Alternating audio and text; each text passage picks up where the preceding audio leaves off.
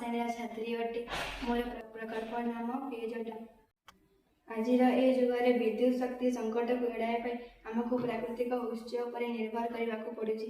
ଆମେ ଏହି ମଡେଲରେ ପିଡିଓ ସେନ୍ସରକୁ ବ୍ୟବହାର କରି ଏକ ନିରବିଚ୍ଛିନ୍ନ ବିଦ୍ୟୁତ୍ ପାଇପାରୁଛୁ।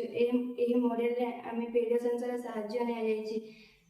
ଏହି ବ୍ୟାଟେରୀ ଦ୍ୱାରା ସଞ୍ଚୟ କରାଯାଇ ଘର ଏବଂ ରାସ୍ତାକୁ ରାତ୍ର ସମୟରେ ଆଲୋକିତ କରାଇ ପାରୁଛୁ। ଏହି ଯୁଗରେ ଶକ୍ତି ସଂକଟକୁ ଏଡ଼ାଇବା ଏବଂ ଶକ୍ତି ସଞ୍ଚୟ କରିବା ଏକ ମୁଖ୍ୟ ସମସ୍ୟା।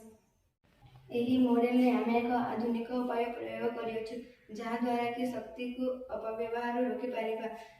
ଏହି ମଡେଲରେ କେବଳ ସନ୍ଧ୍ୟା ସମୟରେ ଷ୍ଟ୍ରିଟ୍ ଲାଇଟକୁ ଆପେ ଆପେ ଯୋଡ଼ି ସକାଳ ହେଲେ ଆପେ ଆପେ ବନ୍ଦ ହୋଇବ, ଆପେ ଆପେ ଅନ୍ ଅଫ୍ କରିବ।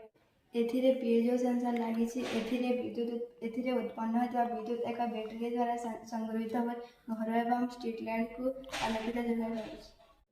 ଏଥିରେ ଲାଗିଥିବା ଏଲ୍ଇଡି ଦ୍ୱାରା ରାତ୍ର ସମୟରେ ଆପେ ଆପେ ଅନ୍ ହୁଏ ଓ ଦିନ ବେଳେ ଆପେ ଆପେ ବନ୍ଦ ହୁଏ। ଧନ୍ୟବାଦ।